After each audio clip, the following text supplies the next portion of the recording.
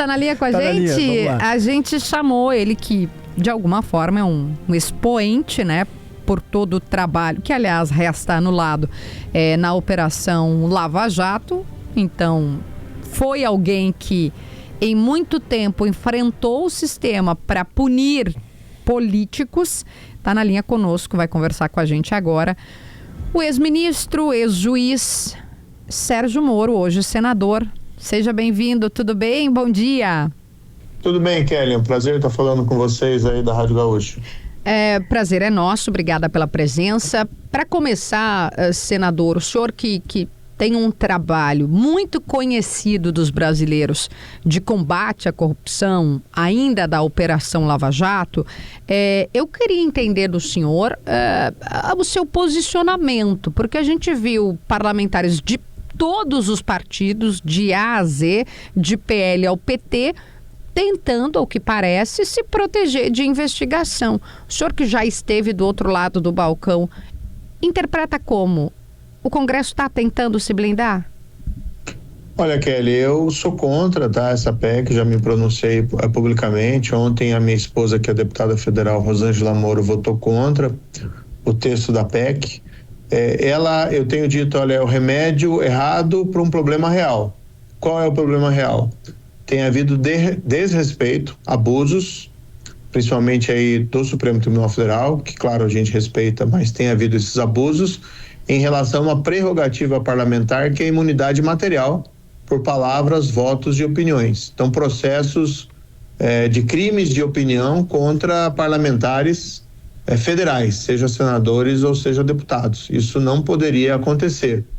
Agora, para coibir esse, vamos dizer assim, abuso, se apresentou um remédio excessivo, que é uma necessidade de autorização do Congresso até para iniciar uma investigação. O texto é um pouco dúbio, na verdade, que está no texto da emenda, fala processar criminalmente, mas pode ser interpretado até mesmo para abrir uma investigação ou abrir uma ação penal. E aí, para além de crimes de opinião, isso pode abranger também crimes comuns, crimes violentos, crimes vinculados a organizações criminosas, crimes contra a administração pública. Então, o remédio foi excessivo. Qual é a minha expectativa? Espero que isso possa acontecer, tenho dúvidas, mas enfim, é que se possa melhorar o texto da PEC para que, de repente, se coloque essa proteção, né?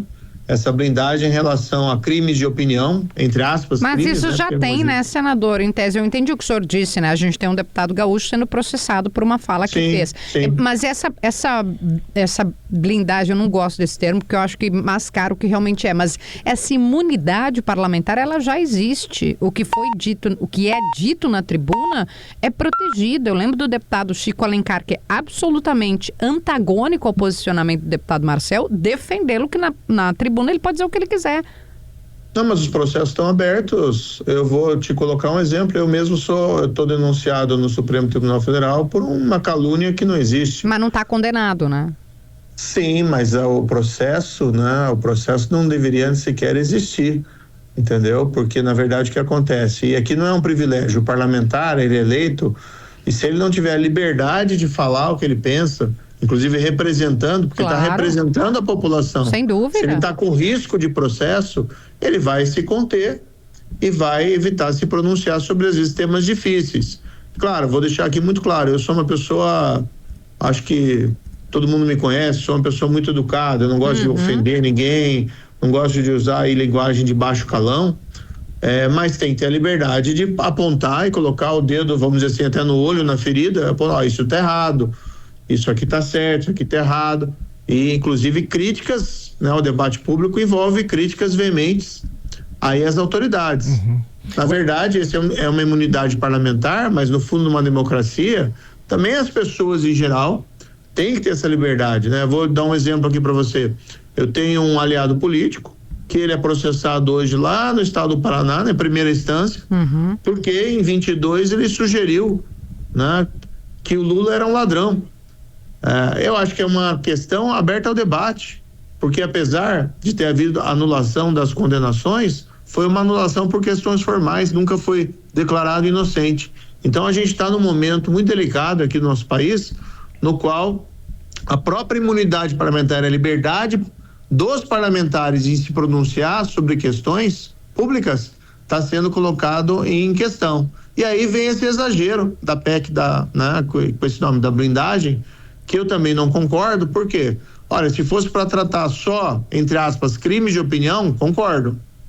Mas, abrangendo aí crimes comuns, né, eu aí realmente não tenho como concordar, porque eu acho, a gente tem a triste memória de gente como Hildebrando Pascoal, a gente tem aquele João Alves, né, daquele velho, antigo escândalo dos anões do orçamento. Nós temos os próprios parlamentares do PT, como José Dirceu, todos eles condenados por crimes comuns, né, e se houvesse uma PEC, se for aprovada uma PEC dessa espécie, haveria mais dificuldade para que eles pudessem, para que os crimes deles pudessem ser apurados. Claro, senador, não fica bem claro que o que o senhor defende é que essa PEC proteja de maneira mais clara a imunidade parlamentar, né? A imunidade parlamentar é um instrumento absolutamente legítimo, existe há muito tempo, acho que desde o século XVII, que é para proteger, né, senador, o parlamentar de poder emitir uma opinião, Kelly, daqui a pouco contra o presidente da República, dizer que o presidente, por exemplo, é ladrão, sem que ele seja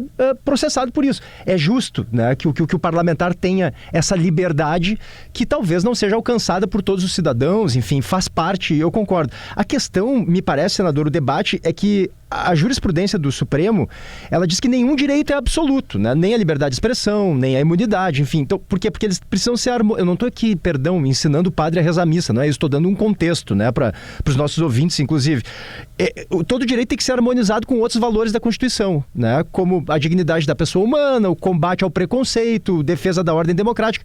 Então, usar da imunidade parlamentar, e acho que essa é a questão, né? Para incitar um golpe de Estado, ou para o racismo, por exemplo, né? O cara ir para a tribuna e praticar um crime de homofobia, né? Ou uma apologia à violência, ou ser racista. Quer dizer, o que o Supremo entende é que são valores constitucionais que precisam ser protegidos também. Então, que não pode usar a imunidade parlamentar para cometer outros crimes. Então, esse é o ponto que eu queria que o senhor comentasse. O senhor não acha que se a imunidade parlamentar também fica muito como absoluta, bom, aí vira um oba-oba para qualquer parlamentar dizer o que quiser, da maneira que quiser, incitar golpe, ser preconceituoso, defender violência contra minorias, por exemplo, e nada acontece, né, senador? Não, mas aí a gente tem que fazer uma distinção, né? Não me parece, por exemplo, o caso do próprio deputado federal Van Hatten, que é corajoso aí no Rio Grande do Sul, não tem nada disso que você falou. No fundo, o que existem são críticas veementes feitas, por exemplo, ao governo Lula, críticas veementes feitas à atuação do Supremo Tribunal Federal e gerando processos que violam a regra constitucional da imunidade material. Por isso, ao lado da imunidade material, o que a gente está vendo? Não basta a Constituição dizer o parlamentar é imune por suas palavras, opiniões e votos. Se isso fosse respeitado, não teríamos o problema. Mas ao lado disso, o que se quer criar é uma garantia procedimental. Só pode processar nesses casos se tiver autorização do Congresso. O grande problema, a meu ver, e aí a minha posição quero deixar bastante clara, eu concordaria com a PEC se ela se limitasse a crimes de opinião, tá? Crimes entre aspas, porque na verdade não tem, a meu ver, não tem crimes de opinião.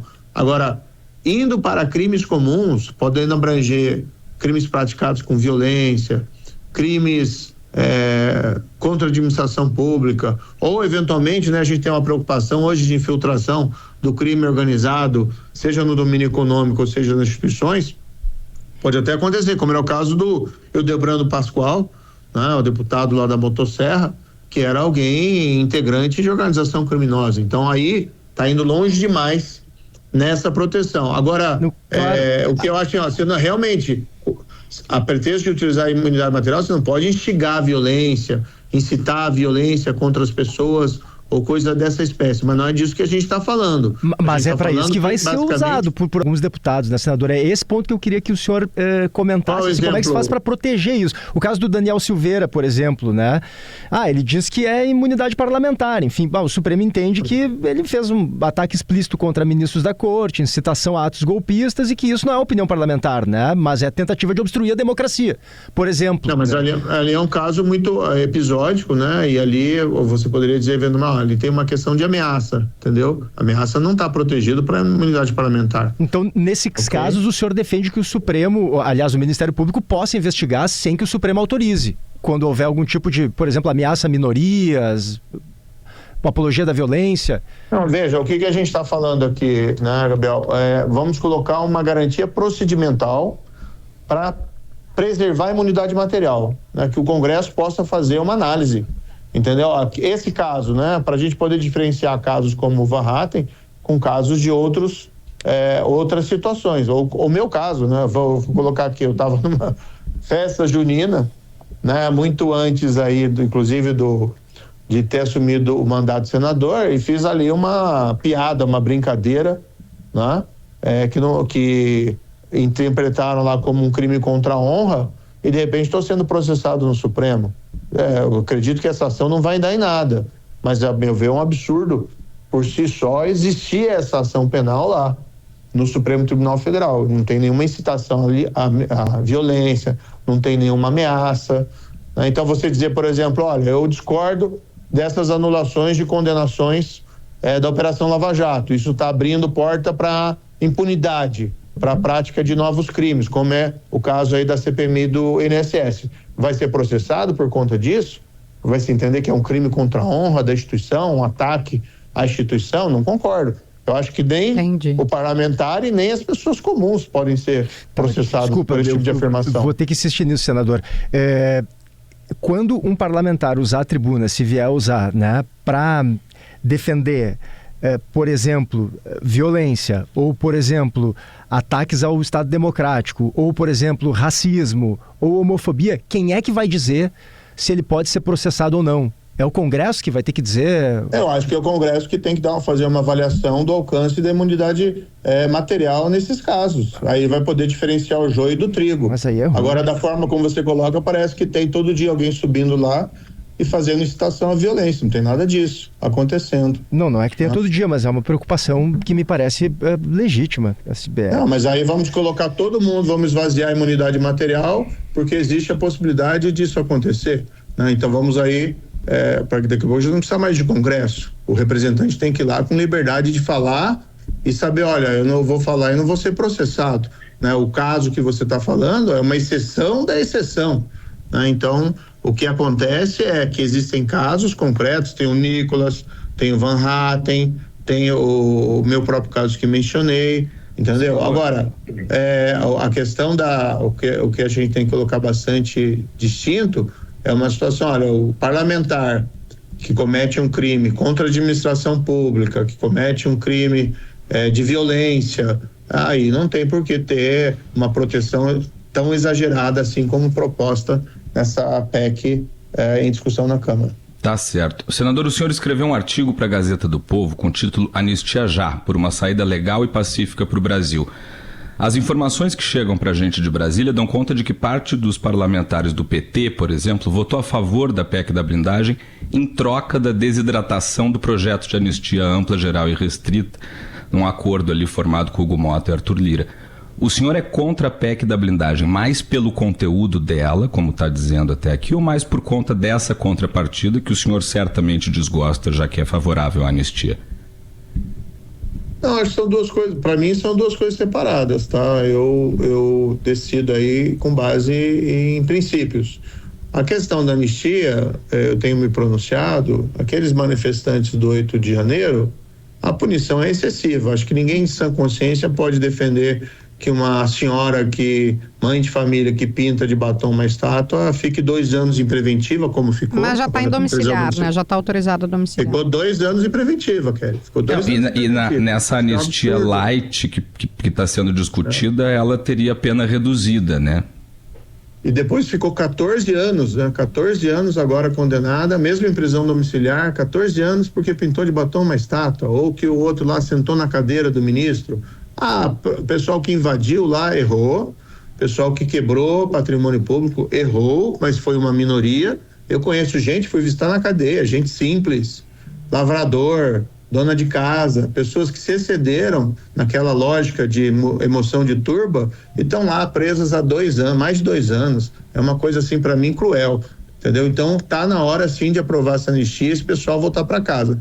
O Supremo teve várias oportunidades de readequar essas penas, inclusive no julgamento agora do próprio ex-presidente, e não o fez. Então tá na hora do Congresso dar uma resposta. Eu não condiciono, né, meu posicionamento uma coisa a outra nesse caso em particular. Vou votar a favor sim da anistia. Em relação ao próprio só na anistia, só deixo depois, perdão pela interrupção, deixo o senhor continuar depois, mas o senhor disse aqui, não quer dizer que eles não erraram. O senhor acha que tem que ter redução da pena ou da sanção, né? Ou que eles têm que ser perdoados no total? Olha, depois de 2 anos de preventiva, né, injusta, cruel, exagerada, tem que ser perdoado. Perdoado total, mesmo quem depredou. Olha, acho que o pessoal tem que ir para casa, mesmo quem depredou lá, o cara quebrou lá um relógio, tá, patrimônio histórico, tava 18 anos de prisão. Não, peraí, né? Não, eu acho que a pena, até a gente já falou sobre isso aqui, né, a pena é quase senso comum, que tá muito exagerada, sim, né? Sim. Nos parece que, acho que o ministro Fux também pontuou isso, que quer rever esse tema, e eu acho que tem outros ministros também nessa direção, mas enfim, a minha pergunta bem diretamente, e desculpa, vou devolver para o senhor, responder a pergunta do Gabriel, perdão então total. Veja, Kelly, já não cumpriram inclusive a pena, 2 anos preso já não é suficiente, o perdão é uma forma de compensar também essa injustiça da prisão preventiva prolongada em relação a essas pessoas que sim erraram. Veja, lá em 8 de janeiro, todo mundo estava a favor, todo mundo estava contra os excessos dessa manifestação. Ninguém discordava, né, de que as pessoas tinham que ser punidas. Agora, passado aí 3 anos com essas punições excessivas, quem era vilão virou vítima. Então está na hora sim de corrigir também esses excessos. E a anistia aqui, a meu ver, não é uma questão de política, é uma questão de justiça, de ter a justa proporção, um justo tratamento para essas pessoas que, sei lá, acho que não tem paralelo aí a quantidade de pena que foi imposta a elas, e várias aí com prisão preventiva. Mas e para esses, senador, que foram condenados agora semana passada no Supremo, né, que são vistos como os arquitetos de uma trama golpista, Bolsonaro, Braga Neto, Augusto Helena, etc., o senhor defende uma anistia também absoluta? Olha, primeiro tem um excesso na condenação também, né? Mas, de todo modo, como foi muito bem destacado lá pelo ministro Fux, tem uma série de dúvidas em relação a esse processo. Primeiro ponto que chama a atenção, não era para estar sendo julgado no Supremo Tribunal Federal, né? Então, Lula foi julgado em primeira instância. Foi depois preso, só depois da condenação em segunda instância. Aí o Supremo muda a jurisprudência para...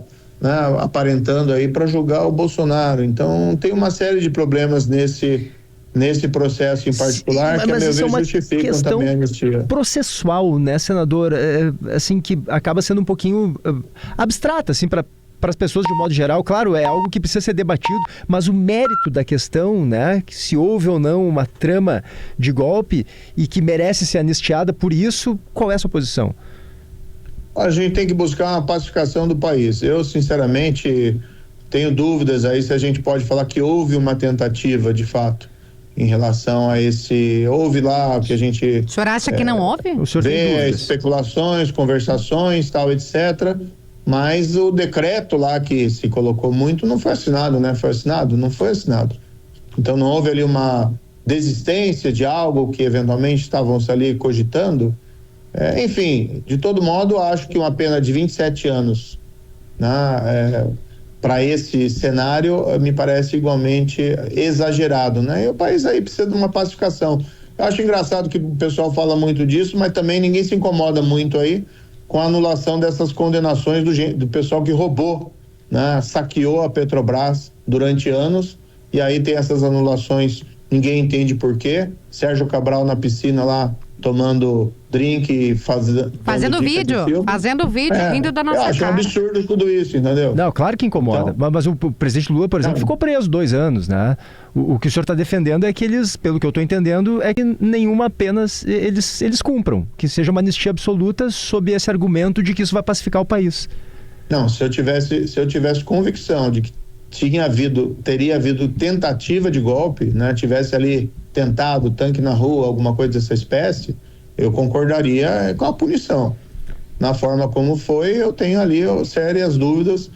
E lembra, o princípio básico no processo penal é: se você tem dúvida, você absolve. Mas, senador, não é melhor a gente ser contra anular tudo, desde as condenações da Lava Jato até esse processo agora, do que pensar, já que aquelas condenações foram anuladas, então que essas sejam também? Vai restabelecer as condenações da Lava Jato? Não, mas a anulação das condenações da Lava Jato, a gente concorda aqui, elas são um problema, né? Sim. Anular o que foi julgado agora também seria um problema, né? Não, como eu disse aqui, né, a minha opinião, tem problemas de dúvidas sobre vícios processuais, tem a própria questão do Bolsonaro ser proibido de dar entrevista antes do julgamento, isso nunca foi feito com Lula, se manifestar em rede social, e eu acho que uma liderança, ela se defende também perante a opinião pública, não é só perante ali o processo, mas existe essa situação sobre a dúvida da configuração jurídica ou não de uma tentativa. Veja, ninguém defende golpe, tá? Um atentado aí contra a democracia é intolerável, uma virada de mesa nas eleições, perfeito? E aí é uma reprovação política. Agora, uma outra questão é a configuração jurídica do crime. Para você ter a configuração jurídica do crime, você tem que ter atos executórios. Prática de atos executórios, uma tentativa de golpe. Mas teve reunião com os comandantes das forças, né, senadora? Pelo menos dito por eles, né? Não foi dito pelo senhor nem por mim, comandante do Exército, da Aeronáutica. Reuniões, mas é exatamente. É que eles disseram que houve uma proposta, né, Kelly? Sim, mas tem uma minuta que não foi assinada, não é essa a situação? Mas tem uma minuta, tem reunião, tem proposta, e repito, não dito por mim, né? Porque senão a gente fica aqui na cabeça de alguém, mas por pessoas que ocupavam cargos tem relevantes. Conversas, mensagens. Mas enfim, eu entendi o seu posicionamento, entendi. Bem, isso foi, acho que, bem destacado lá no voto do ministro Fux. Né? Sim, uma questão jurídica de ser analisada. É como, vamos roubar vamos pensar assim, um grupo lá decide, vamos roubar um banco, faz um plano lá para roubar um banco. Né? E aí não vão, desistem. Então existe uma questão jurídica. Mas é que o senhor conhece a lei muito melhor que eu no crime de roubo e no crime de golpe de Estado, né? Lá no 359, se tentar ou se planejar, né? Se não precisa o ato executório do fazer o golpe, né? Mas, enfim, o senhor conhece muito melhor do que eu estou aqui lembrando do que foi o voto semana passada. Não, sim, existe uma disputa jurídica, mas vamos colocar aqui, Kelly, mais uma vez. Eu fui juiz 22 anos, eu sempre fui muito rigoroso com quem roubou o erário, quem roubou os cofres públicos, com traficante de drogas. Tinha até caso lá de pornografia infanto-juvenil que aparecia na Justiça Federal.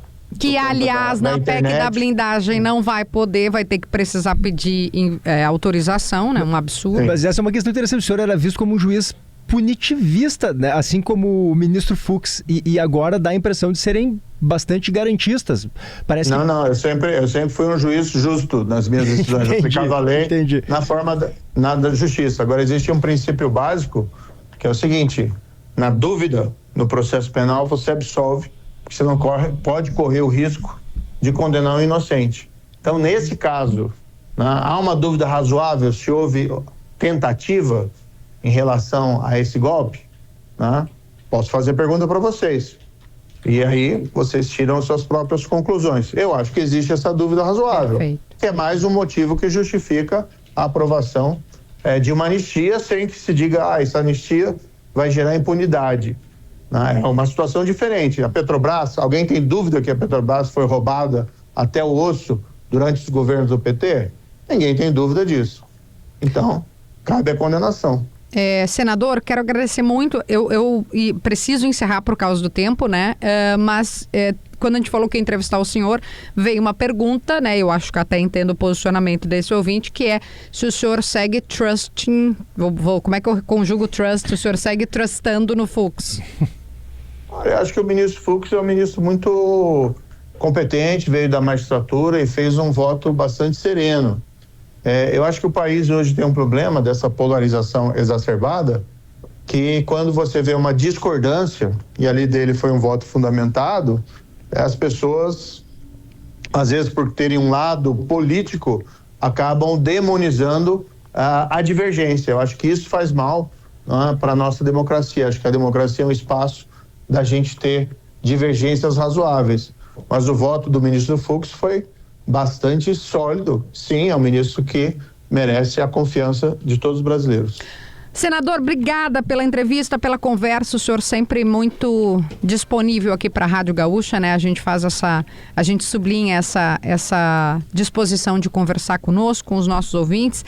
Lhe desejo um bom trabalho. Olha, de opinião pessoal, eu espero que o senhor trabalhe no Senado para que não avance esse tipo de blindagem e proteção. Entendi o seu ponto em relação à imunidade, mas não dá para a gente aceitar, né, que deputado, que Câmara ou Senado sejam usadas como sindicatos. E eu acho que o senhor, pelo que o senhor me disse aqui, né, nos disse, deve atuar nesse sentido. Obrigada, viu, senador? Um beijo e bom trabalho. Olha, recentemente a gente até preservou a lei da ficha limpa, né? Exato. Preservamos a essência da lei da ficha limpa. Vamos trabalhar para tentar melhorar deixar um texto aceitável, né, para essa PLEC, ou eventualmente votar contra.